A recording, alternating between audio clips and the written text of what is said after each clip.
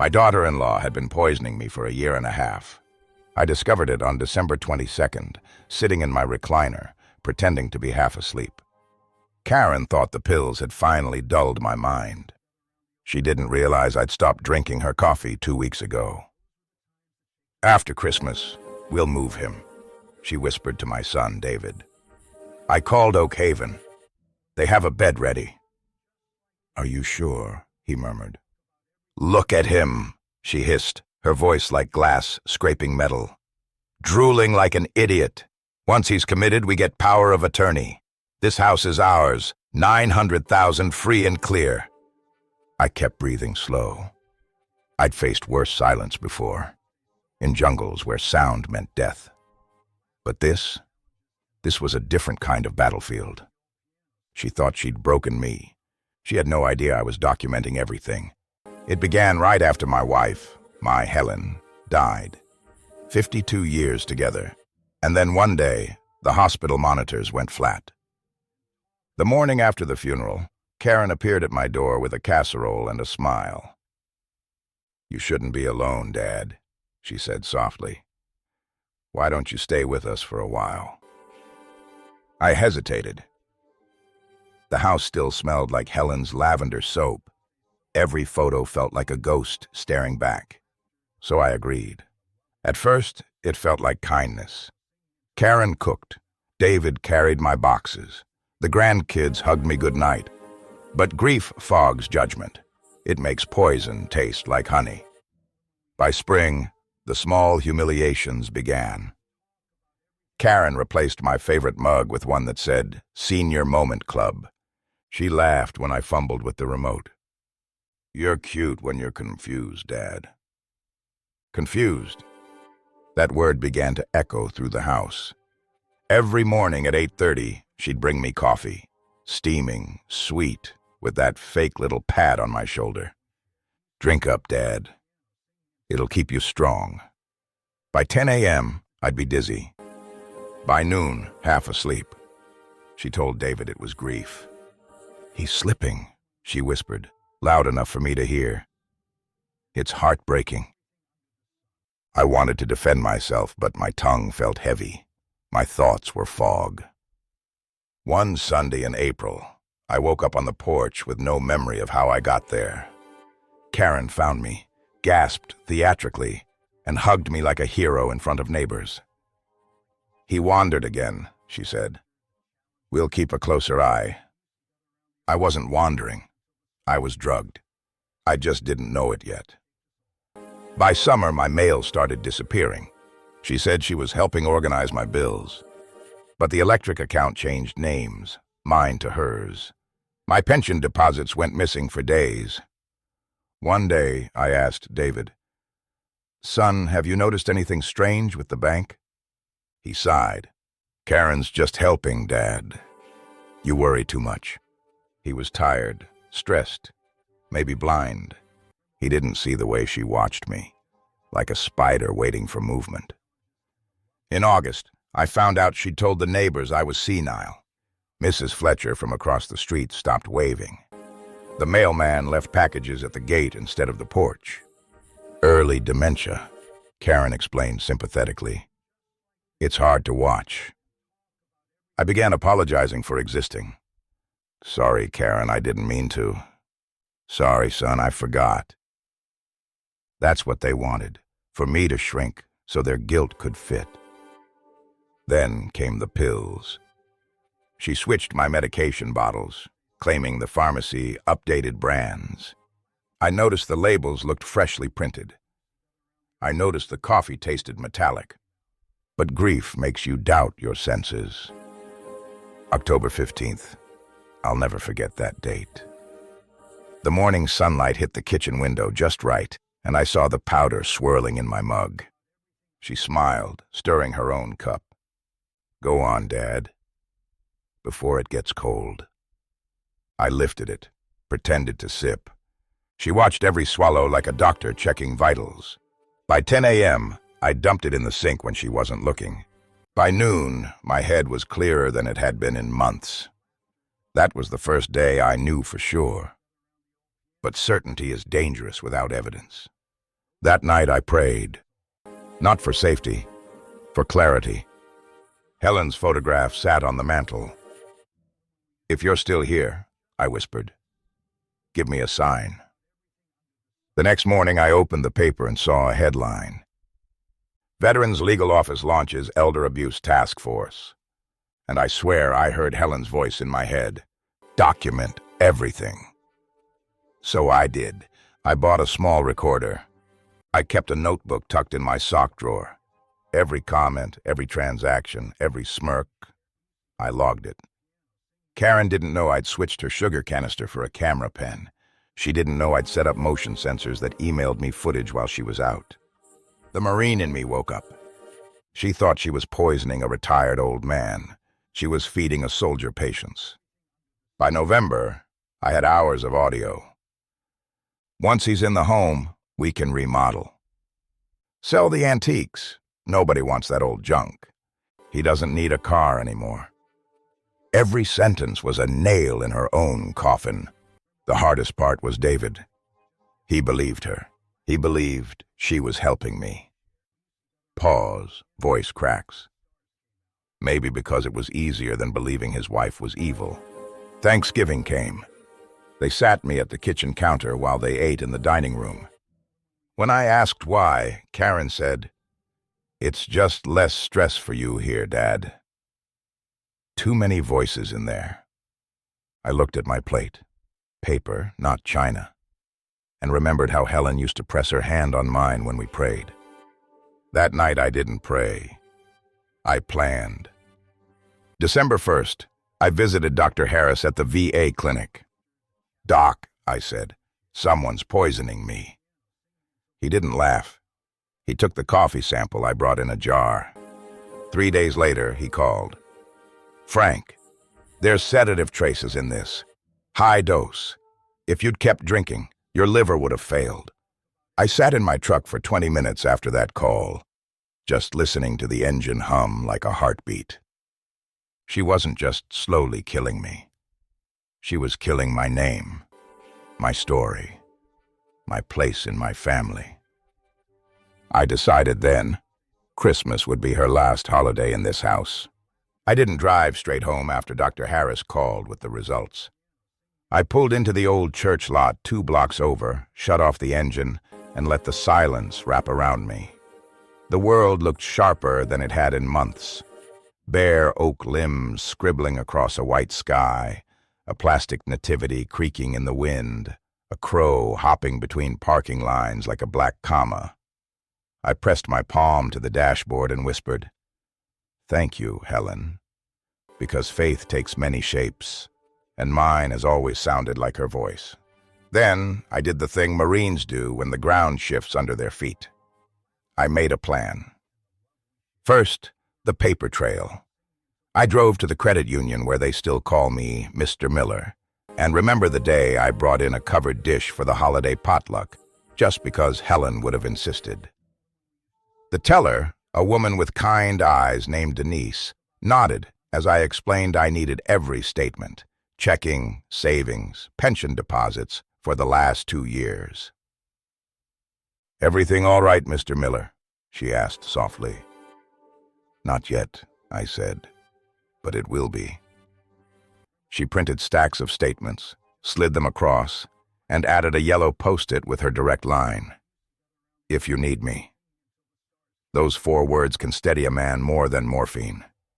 Next, I stopped at the pharmacy. The kid behind the counter scanned my profile and frowned.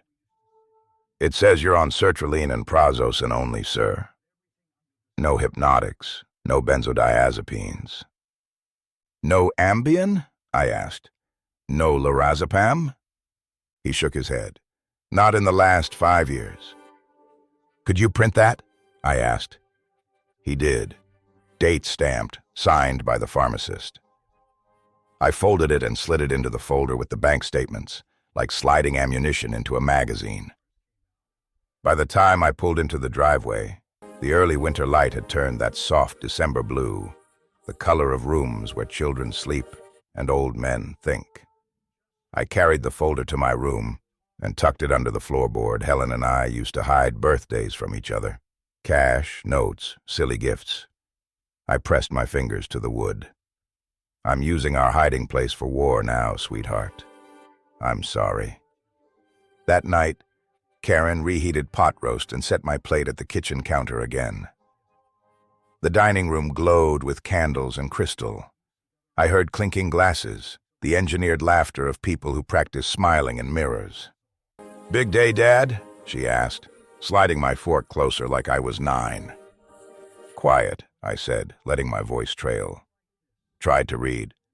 Words kept floating. She made a pity face, too fast to be real. "It'll get easier. Grief turns brains to soup." I thumbed the tiny recorder in my shirt pocket until I felt the click. Then I lowered my eyes and let her fill the silence with narratives she'd regret very soon. The next morning, I called Tom Reynolds. He answered on the second ring. "Frank," he said, that gravelly baritone that once barked my name through smoke. "I've been waiting for your call. I've got lab results, pharmacy printouts, bank statements, and a throat full of fire," I told him.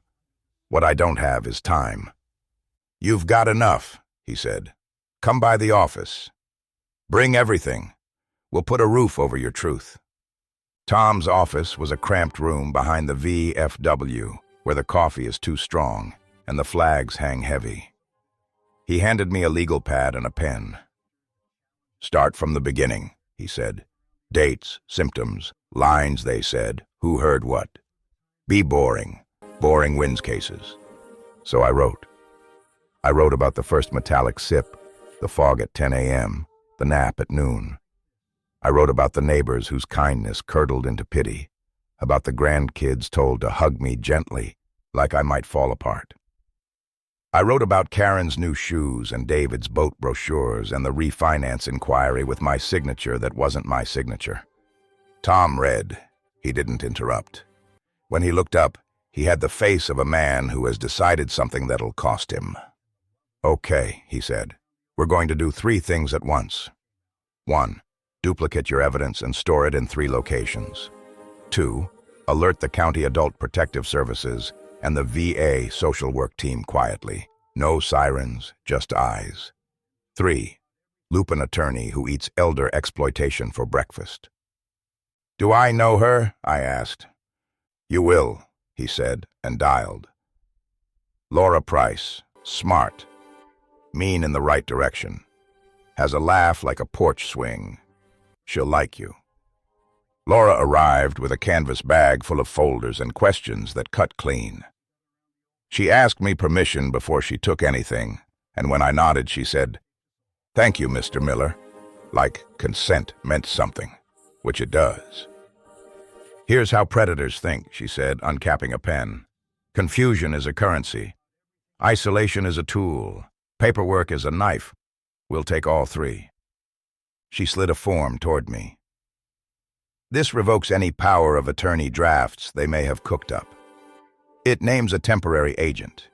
You can choose Tom if you like, until a full evaluation confirms your capacity, which, from this conversation, is not in doubt." I signed. My hand shook, but the line held. "Next," she said, "we'll preserve your home. Don't worry, not the dramatic way yet. Just a letter to your bank and county recorder that says flag any title activity for Mr. Miller.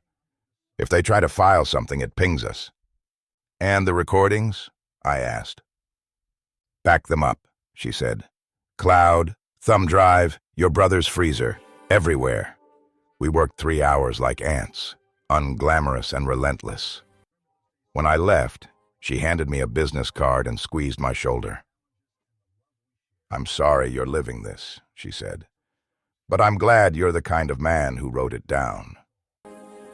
At home, the performances continued. Karen made a show of measuring my pills in the evening, tipping white capsules into a little ceramic dish. The label on the orange bottle read, "Sertraline 100 milligrams" in the font of legitimacy.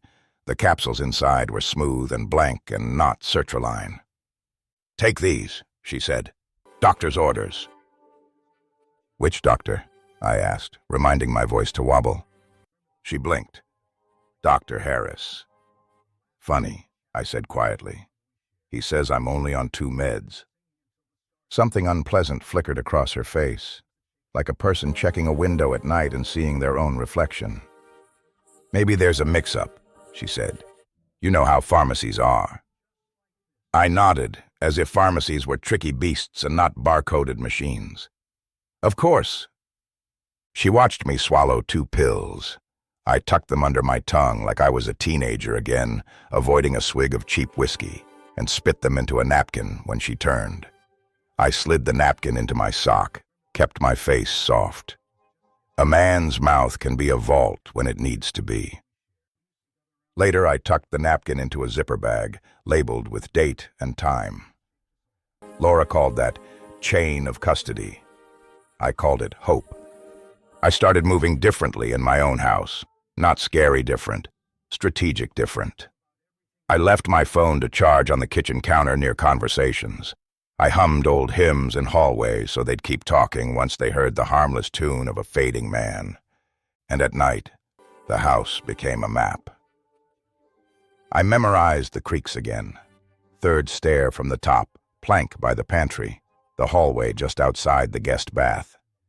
If you've ever cleared rooms with a team in the dark, you know it's all sound and breath. Breath and restraint. Because I wanted to scream. I wanted to take the mugs and throw them into the sink so they shattered like her lies. I wanted to wake my son at 2 a.m. and shake his shoulders and say, "Look at me, David, I raised you. Look at me and tell me you don't see me anymore." But I didn't.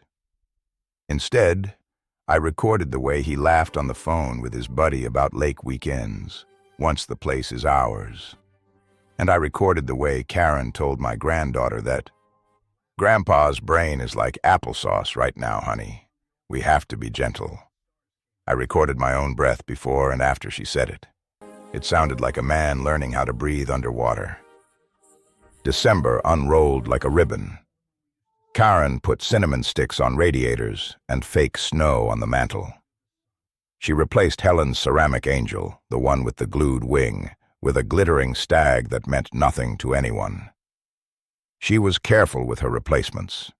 The new always looked better by some magazine standard. David carried up bins from the basement that still smelled faintly of cedar and thyme. He opened one, then closed it fast when he saw Helen's handwriting on the lid. Baby's first Christmas. David. He handed that bin to me.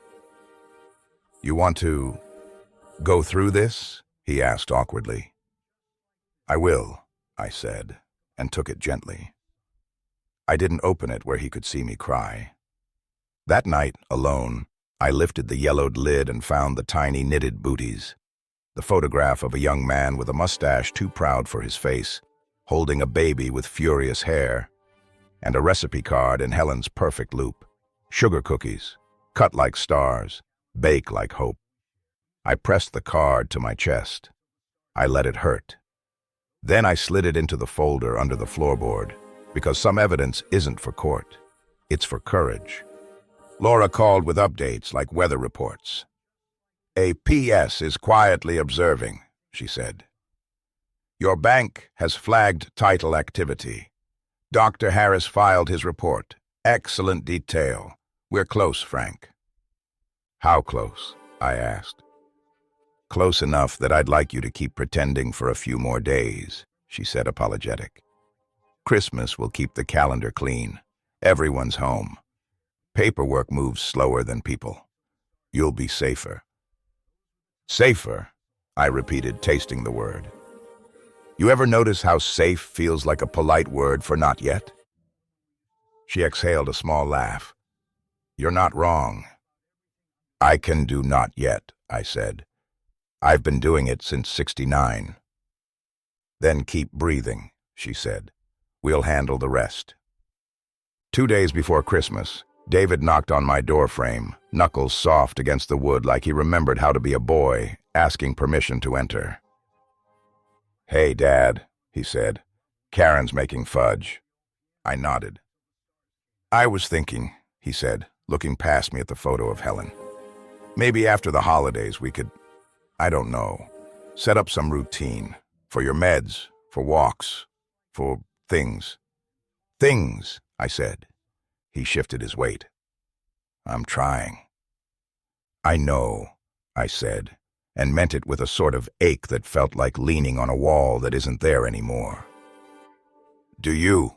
He asked, small in the doorway. I know the boy I raised, I said, and watched confusion pass over his face like a cloud that doesn't rain. He nodded, awkward, and left. I listened to his footsteps down the hall and wondered how many miles lie between a father and a son when the map they used to share has been redrawn by someone with pretty hair and a steady hand. That night, Karen stood at the sink, rinsing wine glasses, red as a stain in the bowl. She was humming along with the radio, a tune I didn't recognize, cheerful in a way that felt like paper, loud, thin, flammable. David, she called over her shoulder. Did you pull the file I left on your desk? The one with Mr. Crabtree's number? David, from the living room. What for? Estimator for the kitchen, she said casual. January 2nd. First thing. Karen, he began, voice careful. What? She said, turning, smile already tense.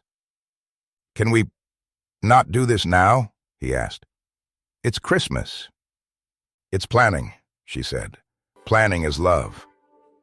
My recorder caught the clink of glass, the faucet's squeal, the small sigh David makes when he tries to find words that don't grow where he needs them. I sat in the doorway of the dark hall, invisible in my own house, and let the next 5 minutes write themselves for a jury. Timelines, intentions, dates you could circle with a red pen. On December 22nd, the stage directions tightened. Karen leaned into whispers, the kind that make a straight spine want to hunch. She listed tasks like prayers, call Oak Haven, confirm bed, schedule notary for final signature, draft email to neighbors about transition plan. She thought she was orchestrating kindness. The recorder doesn't pick up intent, only content. Thank God. That afternoon, Tom sent a message. All ducks in a row. Keep your head down. Laura followed. If anything escalates, dial me first, then 911. Don't argue. Don't confront. Let process do its job. Dr. Harris. If you feel off, ER now. Don't wait. I stared at the 3 messages glowing on my old phone like lanterns in a row, and knew, truly knew, that I wasn't alone. Sometimes salvation wears work boots and a lanyard. Christmas Eve morning, snow threatened in the forecast, and Karen threatened in the kitchen. She moved around like a monarch rehearsing her coronation. She even ironed the holiday napkins and scolded me lightly for folding wrong when I tried to help. I folded wrong. Maybe I did. Maybe I always will. Because the only way I ever learned to fold was in a tent by flashlight, and most cloths look like flags to me. Dad, she said crisp, do you want me to lay out your sweater for tomorrow? Why? I asked. Church, she said, as if the word had ever belonged to her mouth. We want you to look nice. I shrugged. I'll be ready. She smiled at that, an expression with no warmth in it. Good. We want everyone to see how well you're doing. For now. For now. 2 syllables that can slice a man if he lets them. I let them nick me instead. Small, instructive pain that keeps you awake. That evening, when the house was finally quiet, David wrapping gifts badly in the den, Karen locking the front door twice like sin can't use a back entrance, I pulled up the floorboard and took out the folder. I added a single page, letter of notice, title activity alert stamped with the bank's crest and Laura's initials. I kissed my fingertips and pressed them to Helen's photo. Tomorrow, I told her. I swear it. I didn't sleep. Men my age love to lie about sleeping like babies. We don't. We sleep like watchmen. The hours hummed. The furnace sighed. Somewhere near midnight, David's phone rang, the short, apologetic tone that says, "Sorry, we're still awake." He answered in a whisper. I didn't listen. Sometimes you leave a son his small deserts in a season of drought. At 5, I rose, washed my face, and looked myself in the mirror for the first time in months without flinching. The man staring back had the old lines, the ones carved by sun and squinting and laughter. The newer lines, the ones carved by deceit and restraint, looked deeper. But the eyes, they were mine again. Clear, not young, true. I dressed in the sweater Helen knit the winter David left for college, the one with a snag near the cuff where she caught it on the waffle iron and cursed softly, then kissed the yarn like an apology. I smoothed that snag with my thumb. "Come with me," I said, and for a moment, I felt her do exactly that. At 7, Karen knocked and swept in without waiting. A queen doesn't wait. "Merry Christmas, Dad," she sang, carrying a red mug crowned with whipped cream. "Special treat." "Looks good," I said. I set it on the dresser, next to Helen's jewelry box. "I'll let it cool." "Best when it's hot," she chirped, eyes searching my face for compliance like a TSA agent. "Sip?" "In a minute," I said, and smiled small. Her lips tightened. She left. I opened the top drawer, took out the thermos Dr. Harris gave me, and poured the coffee in carefully, slowly, like moving gasoline from one can to another without spilling a drop. I tightened the lid, slid the thermos into my duffel, and tucked the empty mug under the bed. Evidence isn't just words, it's liquids too. At 8, the doorbell rang. 2 silhouettes on the frosted glass, Officer Daniels and his partner. On time, polite, winter on their shoulders. I met them at the door with my cane, and something like relief. "Morning, Mr. Miller," Daniels said. "Merry Christmas." "Merry Christmas," I answered. "Come in. The kitchen's warm." Behind me, I heard Karen descending the stairs, voice bright enough to crack. "Officers." What a surprise. Daniels nodded. Pleasant. Just a follow-up. We received a clinical report and wanted to make sure everyone's safe and well. "Of course," she said. "He has his good days and bad days, don't you, Dad?" She patted my arm the way you might pat a dog before telling it to sit. I glanced at the clock over the stove. 8:06. In 24 minutes, Laura would call to confirm the protective order was filed. In 30, Tom would text one word. Go. Patience, old man. "Would you like coffee?" Karen asked, too sweet. "Not today," Officer Daniels said, eyes on me, not her. "Mr. Miller, do you mind if we talk at the table?" "Please," I said, and pulled out the chair I hadn't sat in for a holiday since Helen died. I set the recorder in the center of the table and clicked it on. Its little red light reflected in the spoon like a star you could reach. "Before we talk," I said, "I'd like you to hear something." Karen opened her mouth. David walked in, hair damp, sweater crooked, eyes already worried. He stopped when he saw the officers. "What's going on?" he asked. "Your father's going to play a recording," Daniel said calmly. I pressed play. Karen's voice filled the kitchen, my kitchen, smooth as oil on water. "After Christmas, we move him. Oak Haven has a room waiting. Then David's, smaller, unsure." "Are you sure?" "Once he's committed, we get power of attorney. The house is ours." Silence snapped through the room like cold. Karen laughed, short and sharp. "He's been recording my jokes." "He's confused, officers." I slid the lab report across the table. "And this?" Daniels read, jaw tightening. Karen tried again. "Misunderstanding. He gets things mixed up. I make his coffee. He thinks correctly, I said, and from the hallway came the sound of my phone buzzing. On schedule. I tapped the screen, put Laura on speaker. "Good morning," she said. "Ms. Price, attorney for Mr. Frank Miller. Officers, thank you for your time on a holiday. The protective order has been granted. Adult Protective Services has an open case. Mr. Miller is to retain control of his person and property pending full review. Any title activity is enjoined until further order." Karen's face changed. Not falling apart exactly, more like realizing the house you've been drawing in your head for a year wasn't built where you thought, and the land belongs to someone who reads the deeds. David looked at me, then at Karen, then at me, a man caught between a mother tongue and a new language he doesn't really speak. "Dad," he said, voice breaking, "what is this?" "It's me," I said simply. "Still here." He swallowed, and I watched the shape of the boy he used to be flicker under the man he'd become.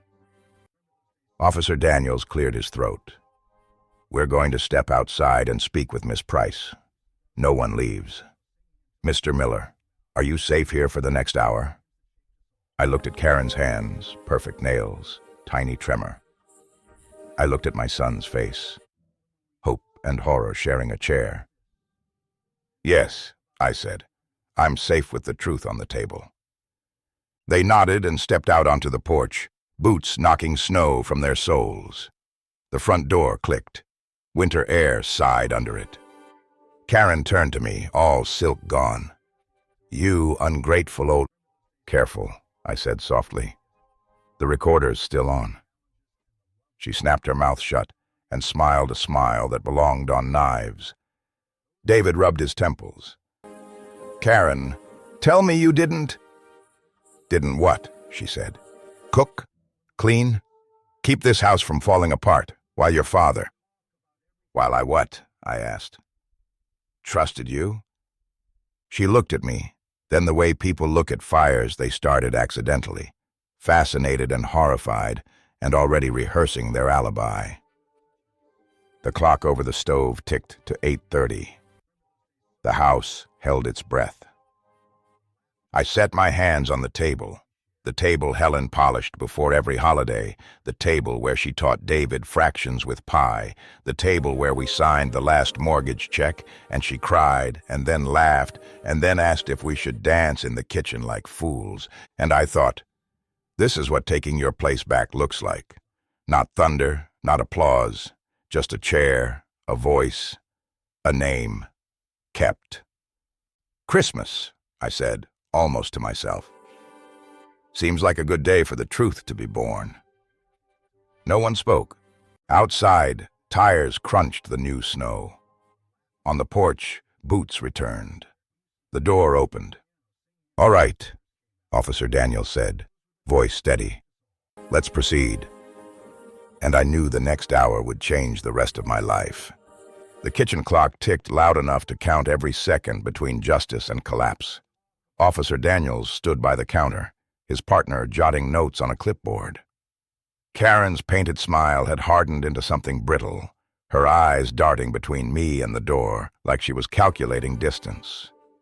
David sat at the table, fingers pressed to his temples, his wedding band catching the morning light like a small confession. I could hear Helen's voice again, faint but steady. "Keep breathing, Frank. Don't lose yourself now." The officers explained everything carefully, calm, methodical, respectful. "Mr. Miller," Daniels said, "we've confirmed the evidence your attorney provided. The forensic report verifies sedatives in your system consistent with long-term ingestion. We'll be taking preliminary statements and advising you of your rights regarding the property and your finances." Karen laughed once, high-pitched, brittle as glass. "This is ridiculous," she snapped. "He's delusional. Those recordings are edited. He's sick. You all said so." Daniels didn't blink. "Ma'am, you'll have an opportunity to provide your own statement. For now, we need you to remain seated." David's eyes finally lifted from the table. "Karen, tell me this isn't true." Her mouth opened, then closed again. For a long moment, no one breathed. I looked at my son. My boy, who used to bring me dandelions as gifts when he was 5, who cried the first time he scraped his knee, who once whispered, "I love you, Dad. Don't ever leave." And I thought of all the ways love turns quiet when fear moves in. Outside, the snow kept falling, thick, soft, relentless. Inside, Karen broke first. "All right, fine," she shouted. "I did it for us. You think we could have paid off the loans? You think your father was going to just hand us this place? He'd rot here until he died, clutching every dollar." David flinched like the words were physical. "Karen, stop." "No," she said, shaking. "You were too scared to ask him for help. Too proud. I did what needed to be done. For you." I stood, my cane scraping the tile, the sound sharp as thunder in that frozen house. "You did this for you," I said quietly. "You didn't poison me because of pride. You did it because you wanted my life without my history." Her eyes filled with tears that didn't fall. "You don't understand."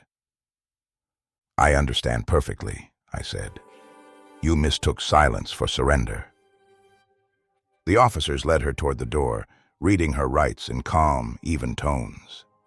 David stayed frozen at the table, hands clasped like a boy praying for time to rewind. When the cruiser's door shut and the sound faded down the street, he looked up at me. "Dad," he whispered, "I didn't see it. I swear, I didn't see it." I lowered myself into the chair beside him, the same one he'd once sat in with his homework spread across the table, Helen correcting his math in pencil. "I know, son," I said. "Sometimes love makes us blind. Sometimes it makes us cowards." He pressed his fists against his forehead. "I don't deserve this house." "Then earn it back," I said. "Not from me, from yourself." He looked at me through tears, and for the first time in years, I saw my son, not the man Karen had shaped. The officers came back in. "Mr. Miller," Daniel said, "we'll need to take your statement formally this afternoon. You're free to stay here. Do you have anyone you can call to stay with you tonight?" I smiled faintly. "Yeah," I said. "I've got people." And I did. Laura, Tom, Dr. Harris, and Helen, somewhere in the quiet. When they left, the house felt impossibly large. The ticking clock, the faint smell of cinnamon, the untouched cup of poisoned coffee still sitting on the dresser upstairs. I carried it carefully into the kitchen, poured it into a glass vial, and sealed it. One last piece of proof. Then I set it on the counter next to a candle Helen had made 20 Christmases ago. Red wax, the scent of clove and pine. I lit it. For her, for me. For every old man told he's finished when he's only waiting. That night the house creaked with its old familiar noises. But it didn't feel hostile anymore. It felt awake. David slept on the couch, restless, haunted. I could hear him whispering sometimes, apologies that didn't need an audience. Around 2 a.m., I sat by the window and watched the snow bury the world outside. The moonlight caught the frost on the glass, painting lines like veins. And I thought about war again. Not the kind with guns, but the kind that happens in kitchens, in trust, in the space between a father and a son. In war, you learn that survival isn't about winning. It's about outlasting the lies. I whispered into the dark, "Helen, I did it. I came home." The house seemed to sigh, wood settling, air moving, the sound of something releasing its grip. By morning, word had spread through the neighborhood. Mrs. Fletcher knocked on the door with a pie she'd baked at dawn. "We're all so sorry, Frank," she said softly. "We didn't know." I nodded. Most people don't until it's too late. The world has a way of applauding monsters in nice sweaters. She touched my arm. "You're not alone." "No," I said, smiling faintly. "Not anymore." When she left, David came into the kitchen, hair tousled, eyes swollen from crying. "Dad," he said, "the lawyer called. Karen's in custody. They'll charge her with attempted murder, fraud, and elder abuse." I nodded slowly. Justice has a way of arriving late, but it still arrives. He sat down across from me. "What now?" I looked around the room. At the sunlight on the table, the worn photo of Helen on the counter, the empty chair across from mine. "Now," I said, "we live. We tell the truth. And we make coffee that doesn't kill us." He almost laughed, a quiet, broken sound that carried something like hope.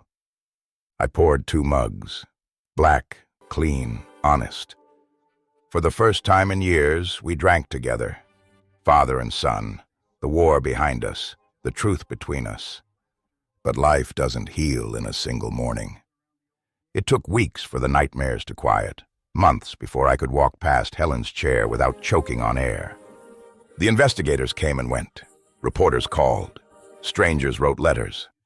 One woman, a nurse from Wisconsin, sent a note that said, "My mother's going through something similar. You gave me the courage to act." I kept that note on the fridge. Courage is contagious if you let it be. By spring, the garden Helen planted began to bloom again. I'd thought the soil would be too dead after 2 winters of neglect, but tulips don't listen to despair. They rise anyway. David came by often. We planted tomatoes, fixed the fence, talked more than we had in 10 years. He told me he'd started therapy, that he was learning about emotional manipulation, guilt, and how silence can be a weapon. "I should have seen it sooner," he said one afternoon, watching the robins peck at the yard. "The important thing," I told him, "is that you see it now." He looked at me, tears standing in his eyes. "I don't know how to make it right." I put my hand on his shoulder. "You just did." When the trial came, I didn't attend the first day. I didn't need to. I already knew the ending. But when the verdict arrived, guilty on all counts, I sat on the porch with Helen's picture and whispered, "We did it, sweetheart. We finally wrested the story." Then I looked up at the sky, the color of forgiveness, and smiled. Later that evening, David joined me with 2 cups of coffee. "To Mom," he said, raising his mug. "To truth," I added. The wind picked up, gentle, almost like laughter. And for the first time in a long time, the house felt like home again.